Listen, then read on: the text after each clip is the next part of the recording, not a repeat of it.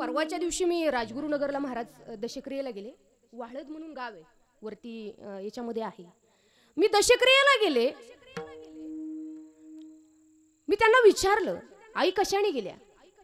ते म्हटले आजारी होते. पण एकानं मला येऊन सांगितलं म्हटले मुलांना आईला एवढा त्रास दिला ना, आईला तुळशीला बांधायचा दिवसभर उन्हात, जेवण देत नव्हता, जेवायला देत नव्हता. 55 वर्षाच्या आईचा एवढा तळतळाट घेतला, कावळा शिवला नाही आणि एकही पाहुणा जेवला नाही. विठ्ठल विठ्ठल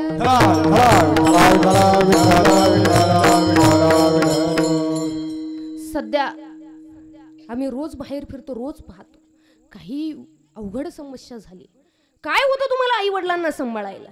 माय बाप केवळ काशी, तेने न जावे तीर्थासी, पुंडलिके काय केले, उभे केले विठ्ठलासी. कुठं तीर्थाला जायची गरज नाही. आई वडील हेच तीर्थ आहे हे आपल्याला का कळत नाही. महाराज म्हणतात 9 महिने 9 दिवसाची वारी कशी तू केली, संकट आली असतील तुझला पदराला बांधून नेली. मान अपमान आई कळेना जगाला, जिकडे तिकडे पाहत आहे बहुमान पैशाला. स्वामी तिन्ही जगाचा आई विना भिकारी, आईची माया या जगाला कधीच कळणार नाही. कशाला सोडून गेली आई स्वर्गाला, कोण वागवेल तुझ्या बाळाला. कशाला सोडून गेली आई स्वर्गाला, कोण वागवेल तुझ्या बाळाला. काय लागतंय त्या आई वडिलांना. आपण कमावतो झालो, घरामध्ये गेलो की वडील विचारतात कितना कमाया, काही कमवलं का, काही कमवलं का विचारणारी आई आहे. घरामध्ये गेल्याच्या नंतर वडील विचारतात कितना कमाया. घरातून थोडंसं पुढं गेलं की पत्नी येते, पत्नी विचारते कितना बचाया, काही बाजूला ठेवलं की नाही. घरातून थोडंसं पुढं गेलं की मुलं येतात, मुलं विचारतात क्या लाया, खायला काही आणलं का.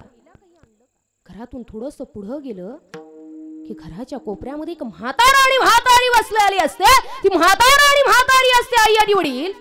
त्या आई आणि वडील विचारतात बेटा सुबह से गया लेकिन क्या खाया, काही खाल्लं का विचारणारी आई आहे, काही खाल्लं का विचारणारे वडील आहे. हा अधिकार आईचा आहे आणि म्हणून आईला श्रेष्ठत्व आहे, म्हणून वडिलांना श्रेष्ठत्व आहे. विठ्ठल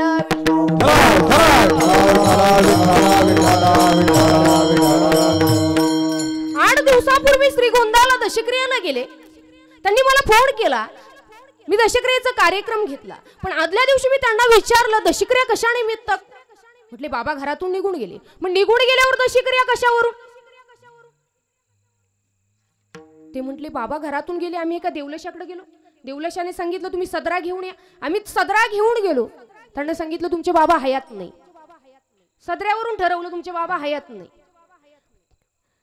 मग ब्राह्मणाकडे गेले. ब्राह्मणाला विचारलं, ब्राह्मणाकडून तारीख घेतली, मलाही फोन केला. मीही मागचा पुढचा विचार करायचा केला नाही. मीही दशक्रियेला गेले.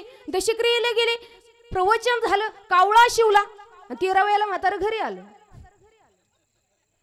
जिवंत बापाचं पिंडदान करणारी मुलं जर जन्माला आली तर कुणालाही दोष आहे आणि आई वडिलांनाही दोष आहे. विठाला